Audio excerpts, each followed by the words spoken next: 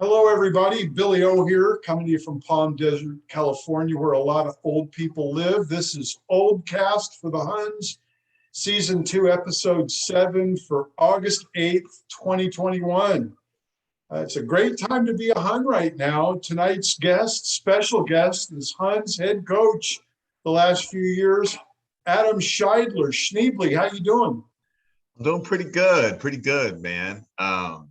Do you know the origin of being called Schneebly, of that whole thing? Be a great story to hear right now. So when I was still playing nine, we had a really good foreigner class come in with this guy Angus McLean, and his dad was like a legend from Australia, and he was a hell of a fullback. But he shows up to the Huns, and we're like, "Well, you're the best player here," so we made him a fly half.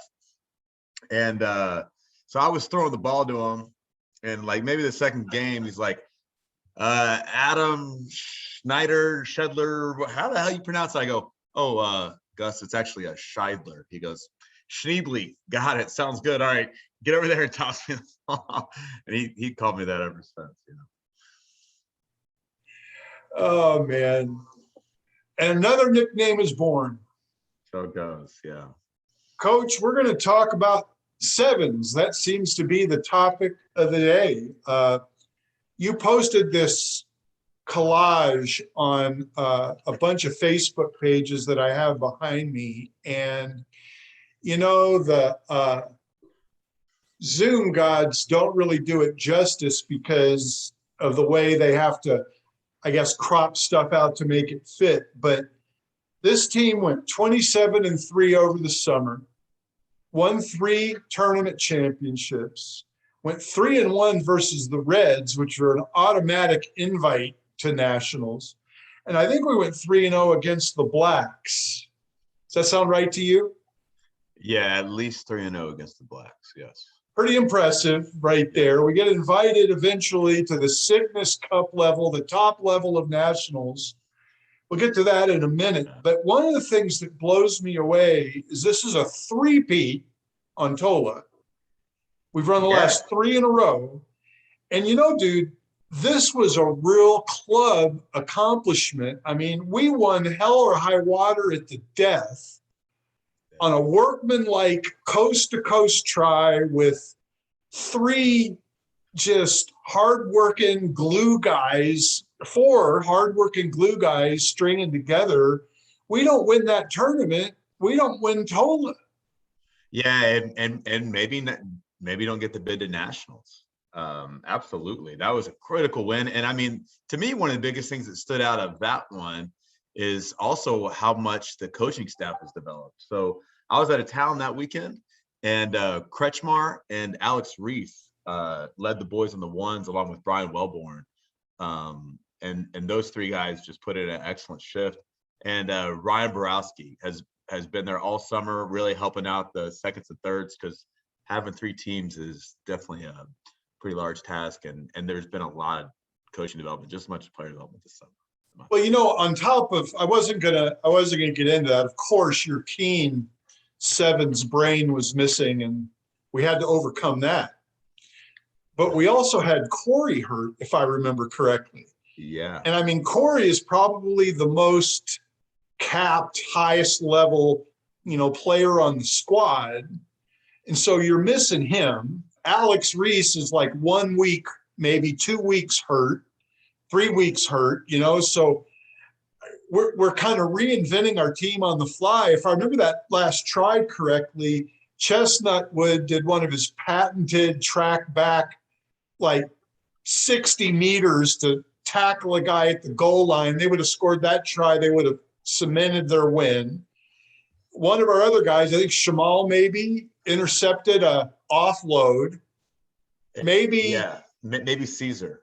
Maybe Caesar. I'm sorry, I don't remember. But one of those 2 guys, either one, off the ball goes to Gupner, to Case Fleck, back to Gupner, to Case Fleck. Fleck goes the distance, gets a cheap shot tackle in the end zone. I mean, I watch a lot of these games on my little phone, and I'm watching this shaky, fuzzy video. I think Heller was videoing that day. Thank God for him and Alex this year. And I just went crazy because we were undermanned against, on paper, a great team. And somehow we got it done as a team when it counted. And again, without that win, we don't win totally. Maybe we don't go to nationals. Yeah, totally. And I think it was very interesting. The very first week, actually a couple weeks before seven started, Lieberman was asking me what I thought the character of the team was. And it was interesting. I kind of gave a long answer that was drawn out. And after I got off the phone, I was thinking, the most honest thing is I'm not really 100% sure exactly what the character is. And that question always kind of stuck in my mind. And I think the guys found their own character of just, gritty hard work, putting in the kind of effort that you just don't normally see. It's 100% nationals. Nobody was brought in overseas. And just how the guys will just dig deep, go to that dark place and push through when your body's telling you you're going to die, and they just find a way to gut it out and win. And I think the final expression of that was this last weekend, and just where they combined that gritty hard work with some higher rugby IQ type of shape formation things. I'm probably jumping ahead on you. And you've said to me a couple times that these guys are a lot more coachable and aren't near the assholes we were when we were in college and out of college, right? They're pretty good guys. They're easier to work with.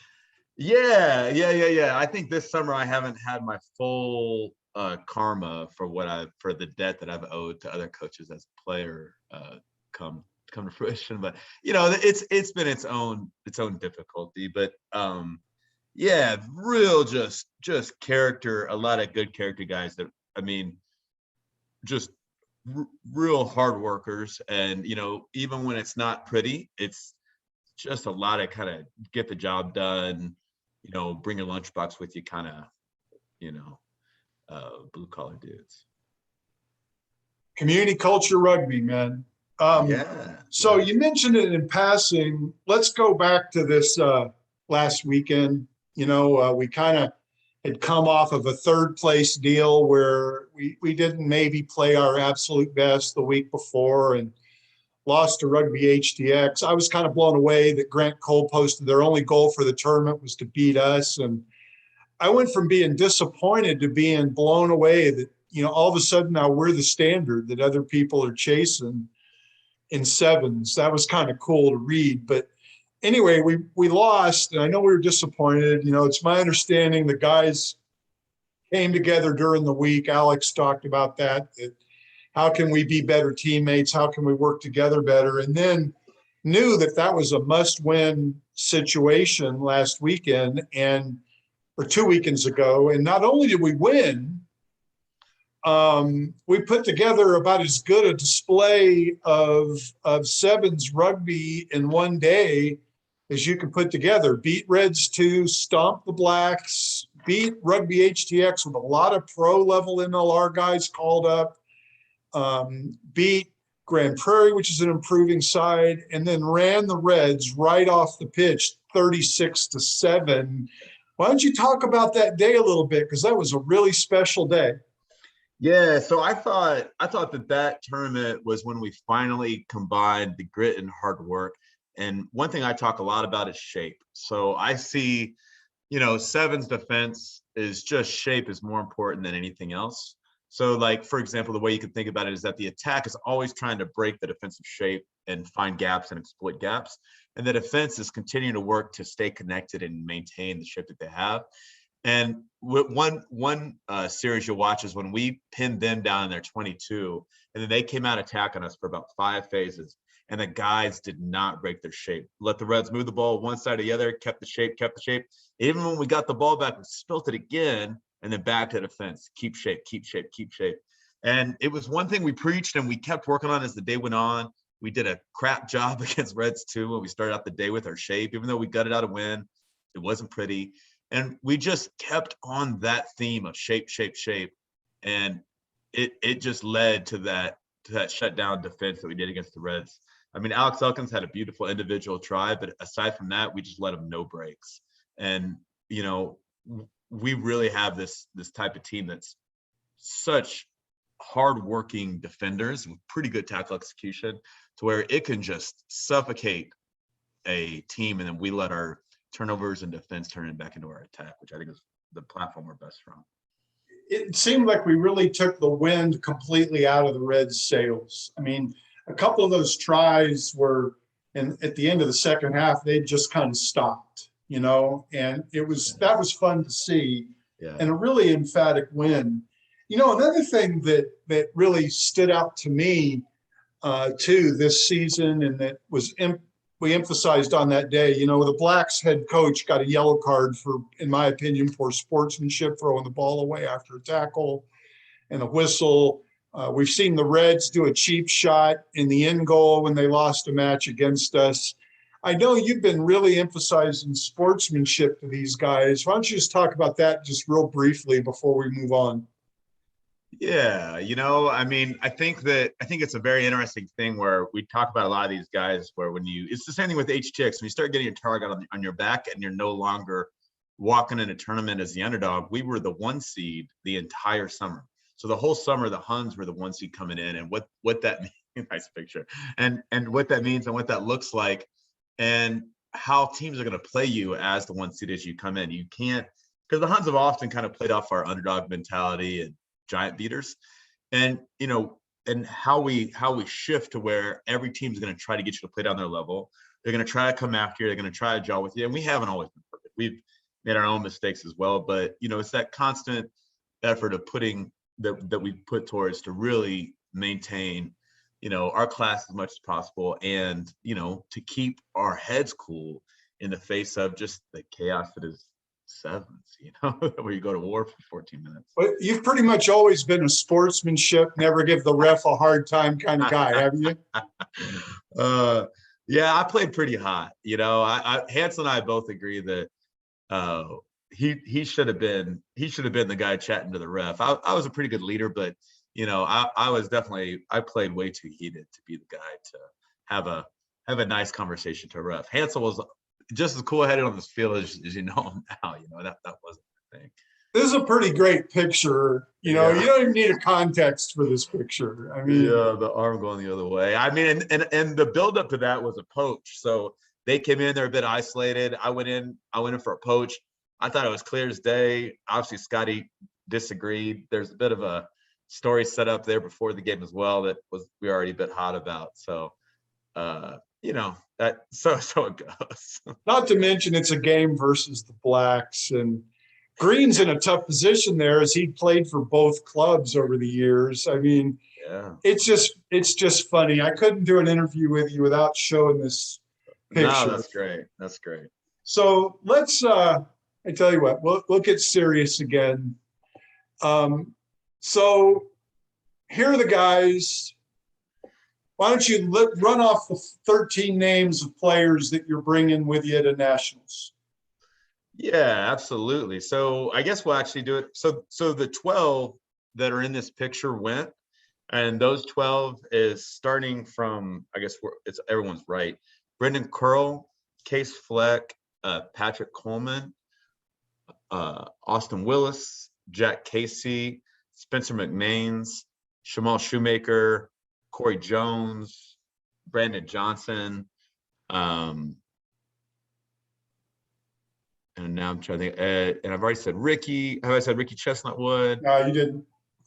Ricky Chestnutwood, and then the 13th. I know I'm missing a couple. Corey Jones, obviously. Brandon Johnson, all of them. But and then the 13th that wasn't here that we're bringing is Karch Hoffman, but we haven't declared who our 13th yet is. But Karch is a winger out of life, real good player, versatile play. Well, odds are someone's going to get hurt, and all 13 guys are going to see some time on the field.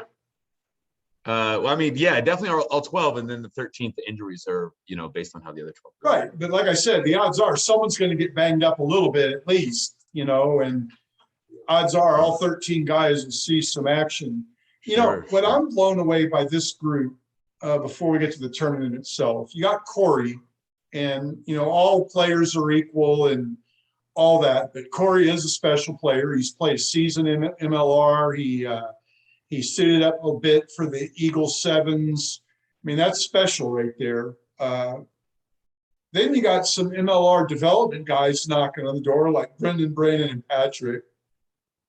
You got a bunch of scholarship guys again this year. And you got some scholarship guys that, from previous years that are hardworking team glue guys that hold everybody together. I don't want to continue mentioning names because it'll look like I'm playing favorites and I'll miss somebody. But this team seems to have everything a team needs, from star power all the way down to guys that do all the dirty work. Yeah. And 2 scholarship guys made it, who I didn't mention, Zane Jackson and Case Fleck, both out of the Midwest. Case plays currently for Wisconsin, and Zane was actually playing for one of my old rugby teams, the Chicago Blaze. Got a lot of love for those guys. And then we have former guys that came through the scholarship program as well. Shamal Shoemaker, Ricky Chestnutwood, and Austin Willis was a walk-on as well one summer, and he's got an incredible work rate. So that's 5 guys all through that came through that program. How did Jack Casey make it to our club? So he actually played in Arkansas with Corey Jones and Alex Reese way back in the day, and they've always stayed connected. Jack actually went to HTX, and he was going to play with their 15s team. Hurt his shoulder, wasn't I guess just saw a better opportunity in Austin, and then after he rehabbed his shoulder, came and played with us this summer. And he's been a great add, one of the coolest, calmest heads on the field, and very underrated. And he reminds me a little bit of Kretschmar. People wouldn't properly size up Kretschmar when they come to defend him or play him, and that was one of his just best attributes. Brendan Curl came to us after suiting up a little bit or trying to with HTX too, right? That's true. Yeah. Yep. Kroll's with HTX as well. And actually, his story was more life brought him to Austin and his family. And he's been an excellent add. Unfortunately, missed the first half of the season, but came in the second half. And this is as healthy as he's been in 2 years. So we're really excited to have him out. Incredible restarts.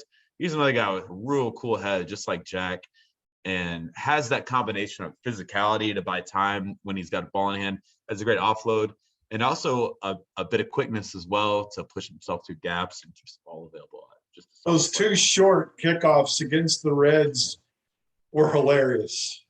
Man, that's the thing about sevens, man. When you score on a team and you immediately get the ball back, and then you're now in attack again right after you just put in 7, it's demoralizing, man. And that's, to me, I think one of the biggest attributes we're going to be bringing to Seattle is our restart game. And it's one of those things you live and die by, but when it's on, it's pretty dangerous. Coach, it's fun to watch. I've probably watched all those River City Sevens matches. I sit down and watch them all in a row. I've probably done that 5 times now. That's just an amazing day. Reese, I think if Reese and Biff teamed up as a announcer, color commentator team, they could do MLR right now, and they do better than the clowns they have on the Gilgronis matches. That's my opinion.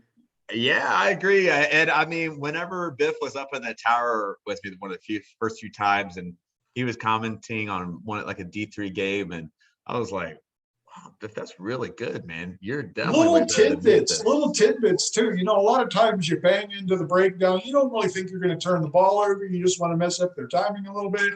I mean, I was just like, wow. Yeah. All right. Nationals, Seattle, Washington, next weekend, Cygnus Cup. Man, this is like a who's who of rugby. Pool A, Old Blue New York, Dallas Reds, Schuylkill River Exiles, St. Louis Bombers. Pool B, Life West Gladiators. Those guys are recent national champs. Northern Virginia Rugby, Denver Barbarians. They were incredible back in my day. Mystic River Rugby. Pool C, that's our pool, the Chicago Lions, always a national stalwart. Washington Athletic, us, and Oceanside Chiefs. Pool D, West Side Ronins. These guys are going to be eating home cooking, and they're named after samurais. That might be a tough combination to beat. Belmont Shore, there's another big name. Atlanta Old White, you got a Hun on that team, and Damon Torres. and National Athletic Village. Jesus Christ, Coach, that's a bunch of big names.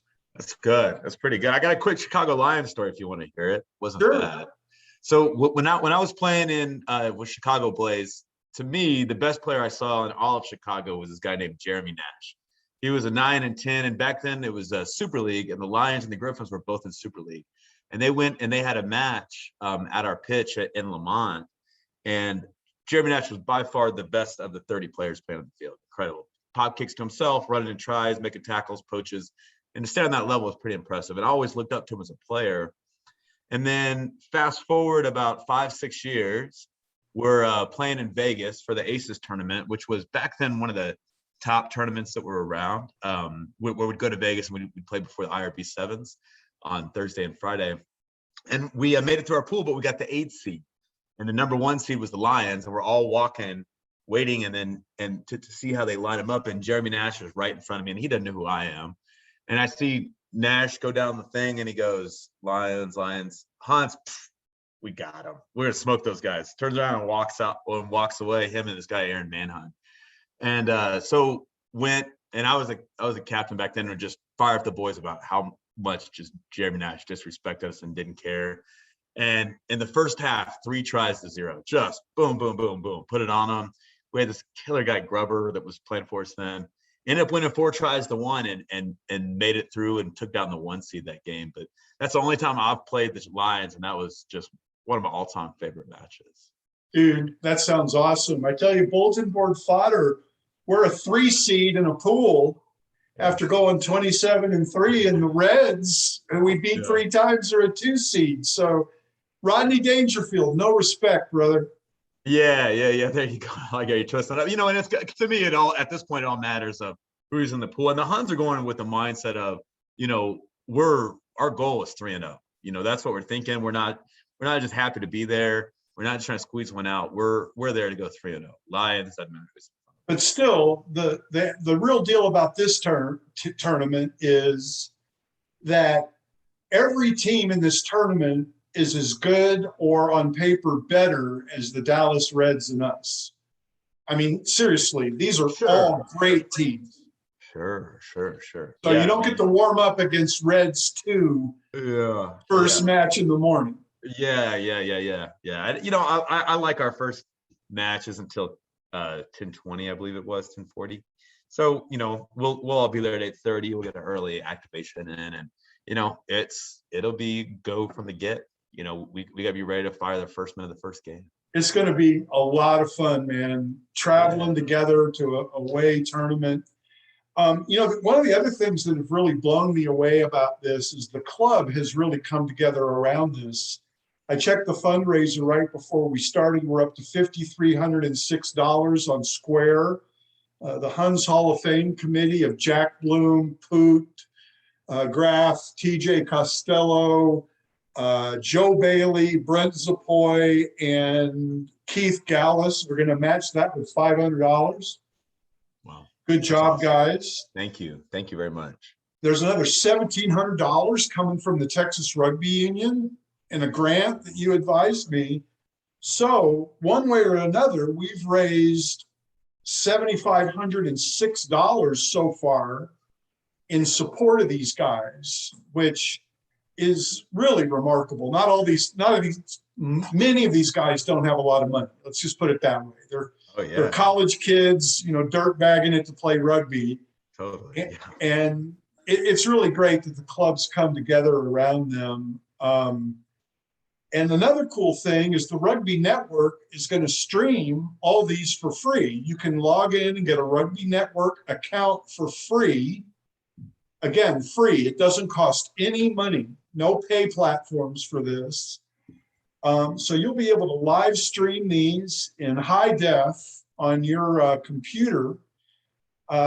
Games Saturday Central Texas time for the Huns are 12:40, 3:20, and 5:40. So you can sleep in, you can grill, host a watch party, go to a watch party, but these are 3 watchable games, no excuses. Oh, and I've got a just last minute thing. I was just texting with Robert Drummond, one of the owners of Greenlight Social downtown, and we're gonna have a watch party there for the people in Austin. So it'll be on West 6th Street at Greenlight Social, and exactly the times Bill's saying, they'll host a watch party for all the Huns fans. In addition to Austin Beer Works, you guys, Greenlight Social is a longtime Huns sponsor. So go to Greenlight Social, have yourself Austin Beer Works beer, and support Huns sponsors while you support the club. Absolutely, absolutely. I think we've covered everything, Coach. We even got the sponsors in. Yeah, you know, I mean, I think one of my favorite photos is after we won that Austin tournament, of just how many, because I was like, hey, we're all going to take a photo on the post, fans and everybody, and people just kept coming. Like, I was like, just kept showing up, and there must have been 100 people under the post. So that was really cool to see, and really just under the post celebrating. Had a vibe of just a big family that the Huns have come out to Burfield and just celebrate that win together. I thought was one of the cooler days. And right then you pose the team in front of the scoreboard for a double scalp. You know, I mean, you know, to win at Burfield is extra special. To win at Burfield's extra special. Yeah. I mean, you know, and we spent a lot of years not. So, I know, man. So, you know, I never won there as a player, at least in 15s. So, you know, to do it twice now as a coach is, you know, it means a lot to me, and it's nothing down about the Blacks. It's just about how well and all the hard work the Huns have put in to get there. It's a big monument, in my opinion. You know, man, the Blacks, it's easy to dislike them when you play them because they're rough and, you know, sometimes on the edge of a little bit dirty, and they win a lot, you know, but you cannot take away their due. They've been the standard bearer in Texas. They've been a standard bearer on the national level for a really long time. You beat them and it means something. I'm sure they'll be back. But what it really means to me, again, back to the Grant Cole comment, you know, and Bill Toddy told me this a couple of years ago, that y'all are coming. Y'all are getting closer. We know it's happening. We see it's happening, and it's good for rugby in Central Texas. And I don't know if he felt that way 100% at the tournament a couple of weeks ago for at least an hour or two. But, you know, man, we beat them twice the whole time I played 15s and lost to them probably 10 to 15 times. But everybody needs to remember the Huns started as champions. You know, in 1972, when they were playing as the Austin Golds, the Huns won the Austin tournament and the Houston tournament. That's an invitational from all over the southern part of the United States, the Southwest. That was the de facto championship of Texas. You know, we were national champs and went to national sevens in 2017. We've won Division II championships and gone to national several times in our history. And I know we've won some D3 state championships too. So to be three-time TOLA champs now on top of that and going back to nationals again, you know, this is really hard fought to get back to where I think we started, if you will. And, you know, man, we really rebuilt this club in 3 years after a pretty tough season in 17-18. So it's a great success story all the way around. Well, and I'll just kind of fill in some of the middle part too, of like just the ebb and flow of a club. And I think it's just true in all sports, but in every club across the country. Is I first started at UT at 2001, and I remember throughout my college years, some of my buddies like Eric Martin and Jeff Gillette and Robert Drummond would go, Sammy Abdullah would go play sevens with the Huns. And you know, I remember going to Zoka Park, and it was just like in between games, just a big like smoke cloud of just cigarette smoke between games, and real social, guys cracking beers. And that was like what I saw the Huns is like 2002, 2003. And, you know, big credit to the guys that then upped the club, because when I left for Chicago, when I came back, I just assumed I came back to Austin, I'd play for the Blacks just because they were the only D1 club. And Ty Landry and Kirk Tate talked me into playing with the Huns that first year in 09 when they came up to D1. And credit to those guys for bringing the club back up and having a big ramp all the way till then. And, you know, were, you know, contenders in Division I since 2008. So, you know, Dude, I think I try to go around. Glad you mentioned Kirk Tate's name, because you really can't have a conversation.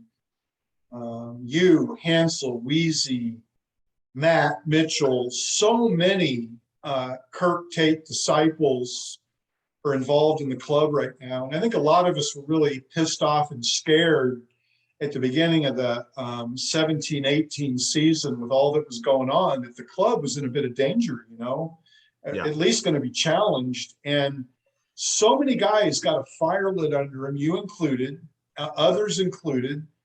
And I really think this renaissance has a lot to do with all of that. And the Sevens scholarship has been a big part of that renaissance in 15s, obviously in sevens as well. It's been a real from the ground up experience.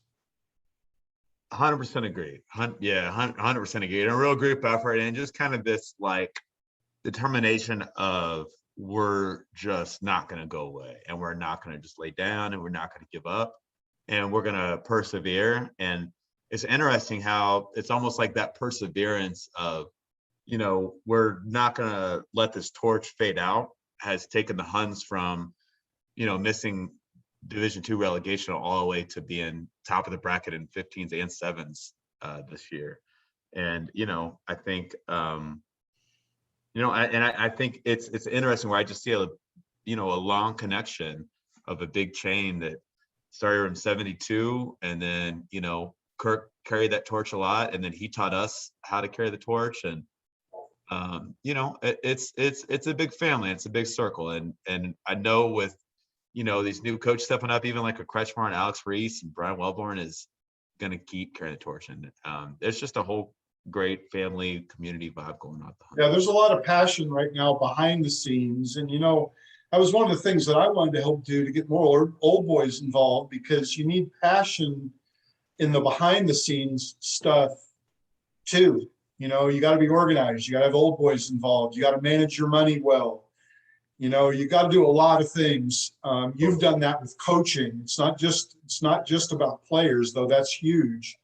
But if you build a good organization, you know, players will come to you. And these college kids that aren't quite MLR level right out of college, but are used to, you know, really tight practices and fitness training and coaching, need a place to go. And that's one of the places I think our club has really elevated. You know, we've gotten super serious in all those areas. Still have the fun, don't get me wrong, we're still a fun group, a social group, but it's been really impressive to watch the players as a result of all this.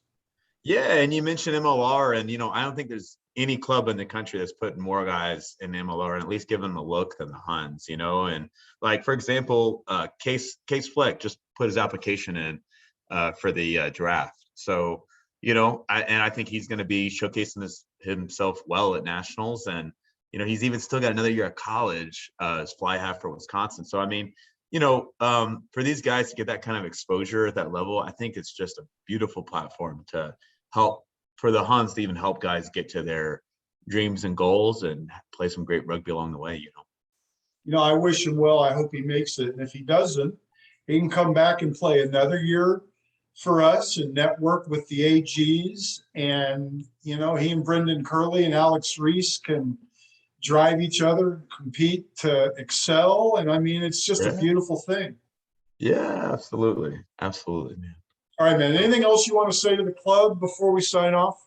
No, I mean, massive thank you for all the donations. You know, I see these fundraisers going around, and 5,300, it's amazingly generous. Thank you so much to everybody that pitched in and even shared or pitched in any type of way, even non-monetary ways. Thank you very much. And to you, Bill, the board, and everybody that's putting all those hard work behind the scenes that nobody sees. It's what keeps the club ticking, and massive thank you. Well, you're welcome, dude. I know I talk to you on the phone sometimes, and you're out moving cones around before practice. So you aren't just a glory coach. You're out there doing the heavy lifting too. So thanks to you very much. Yeah, no worries. No worries. Have a good one, man. Take All right, care. you too. Huns.